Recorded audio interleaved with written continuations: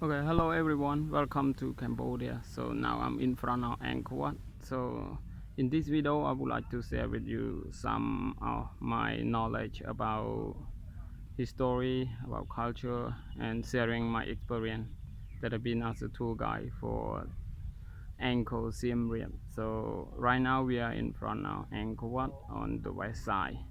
So in this picture, in this video, you will see the original causeway that across the bridge, across the moat, reach to the temple.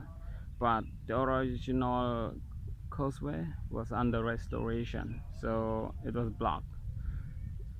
The restoration was cooperation by Cambodian government with Japanese government. And did you see there's a big as a river, but it's not a river. We call moat. It's a man-made moat. It was a moat that is big as the river, or bigger than the river. From side to another side is 200 meters long, and the moat surround the temple in the whole temple complex. So this moat is massive. It's big.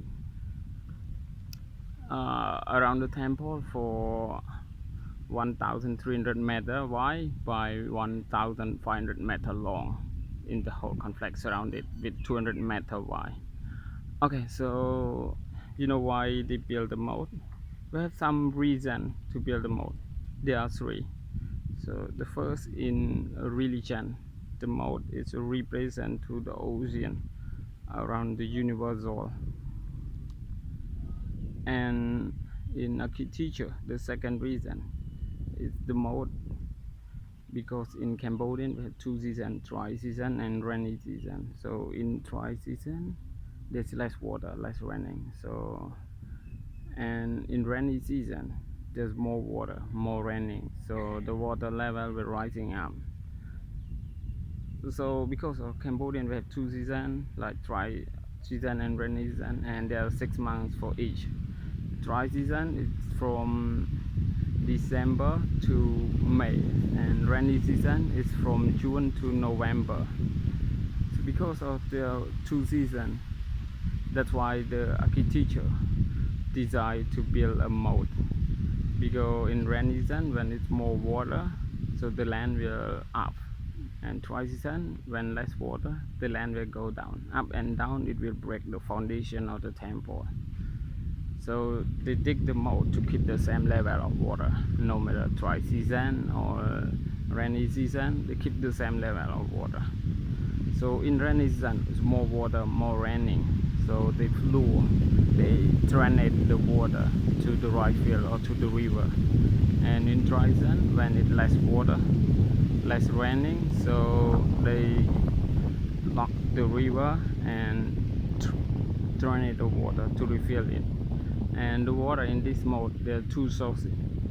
The first is from irrigation system by blocking the river, and the second is spring water from the land. Okay, and the third reason why they build the moat is for using in daily life for people who living around the city, around the temple. And then the king, the royal family, or the high-ranking officer who live inside the temple complex, but not in the temple building, is surrounded the temple. So they take the water from the moat for using, for cooking, washing, or yes, for daily life. But for the local people, the old generation, or the people in the countryside, they think that the king, he could feed the crocodile inside the moat to protect the temple from the enemy. So when the enemy come, they cannot go inside. The crocodile will attack them. But it's just an opinion, it's just a conclusion. The archaeology and historian, they don't agree with that. They say that if they have a crocodile, the crocodile will attack the people who live around the moat, the local people who come to take water from the moat for using. So it's just a conclusion, it's not real. Yeah. Okay, so there are three reasons why they build a moat. And about the causeway that across the moat reach to the temple. In religion, it represents to the bridge across the ocean, reach to the heaven. But it was under restoration in 2017. Until right now, it's not yet complete. So when it was restoration, the authority were blocked, do not allow people to walk across the original causeway. So the government decided to build a floating bridge. You see over there is floating bridge.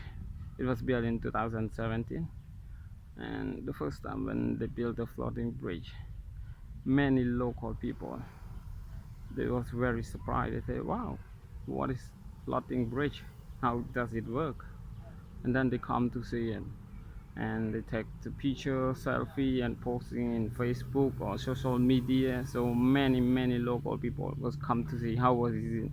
But some people they dare not to walk on the floating bridge because they scared that it's going to collapse or sink inside the water or falling down into the water.